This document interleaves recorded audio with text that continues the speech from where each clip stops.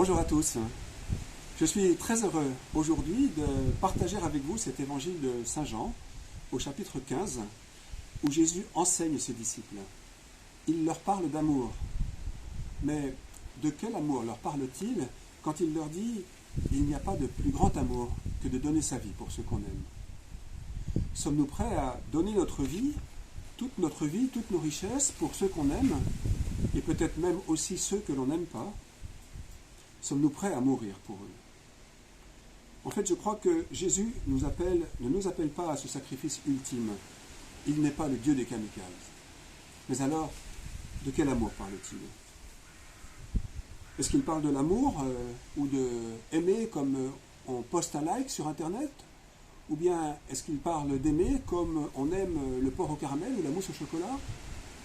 Non, je crois qu'il nous parle plus de l'amour que l'on trouve très souvent par la Bible, du Cantique des Cantiques à la première lettre de Saint Paul aux Corinthiens, où il nous dit « Nous pourrions faire les plus belles choses du monde. S'il nous manque l'amour, cela ne sert à rien, l'amour ne passera jamais. »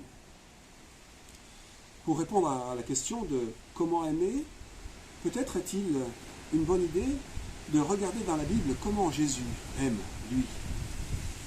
J'ai fait cet exercice et j'ai identifié quatre attitudes caractéristiques de la manière dont Jésus aime les gens. Jésus est avec. Il n'est pas au loin, dans un palais, dans un bel immeuble, intouchable, invisible. Il est sur le terrain, avec les pauvres, les estropiés, et il est avec eux à 100%. Il fait une seule chose. Il est avec eux. Jésus écoute la vie. Il commence par regarder les personnes et les aimer, et il leur demande ce qu'elles veulent pour vraiment s'ajuster à leurs désirs. Jésus vit simplement. Il n'a pas de voiture de fonction, il n'a pas des appartements partout en Israël. Il a juste une tunique, une paire de sandales et surtout des amis chers, des amis proches avec qui il partage sa vie. Enfin, il aime chastement, c'est-à-dire qu'il ne regarde pas les autres pour ce qu'il a envie qu'ils soient, il le regarde pour ce qu'ils sont vraiment. Et il ne leur impose jamais sa volonté. Voilà 4 manières d'être de Jésus. Être avec, être pleinement, écouter, vivre simplement et aimer chastement.